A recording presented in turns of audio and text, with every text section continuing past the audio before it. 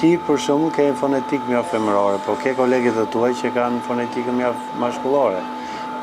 Kam ndjekur në internet gocën, vajzën që prezanton prive dhe ka një fonetik të frikshme, të tmerrshme, ka shumë të trash, por kjo nuk e bën atë të mos jetë gazetare e mirë.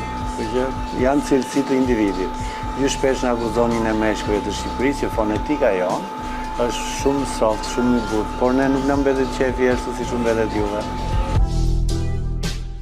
Ndalemi këtu për ta pyetur Troç, a ka gazetari cilësore në ditë të sotme? Kemi dy lloj gazetari, gazetari për turmën, për prodhim të gjerë për publikun, kemi dhe gazetari cilësore. Gazetaria për turmën është gazetari masive, me lajme showbizi, me silikon, me jokes, me hund, me vithe. Nërsa gazetaria cilësore është gazetari as pak tabloide, është kualitative, por është për një pakic, për një audiencë që sa vjen dhe të kuret. A i përmendë dhe rrjetet sociale që sipas tij e bëjnë një gazetar dembel.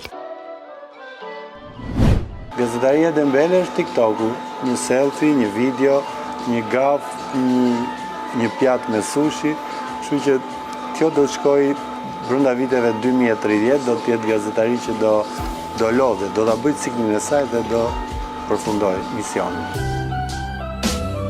Mjaftueshëm falem për këtë profesion, o blet në thuaj të vërtetën, aja ke pa hajrin bigot ajo.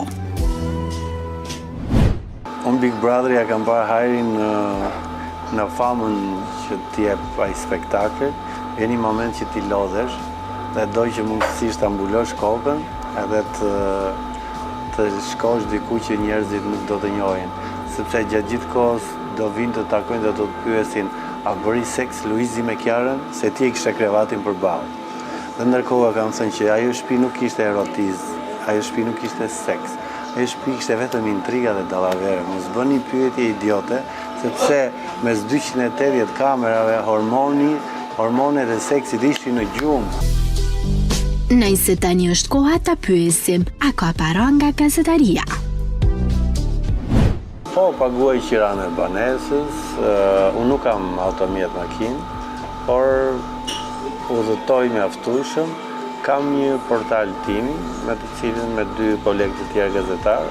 Mundohemi, sepse sekretisht duhet kapësh reklama që të paguash rrogat, por nëse ti në Shqipëri ose në Kosovë bëhesh një gazetar gjobvënës e përdorni dhe ju, gjobvënës, atëherë mundet të bësh lek, siç kanë bërë kolegë nga të 2 anët e kufirit, por problemi është që askush prej tyre secën një lishë më këmbë, siç mundet si unë apo djali apo ti.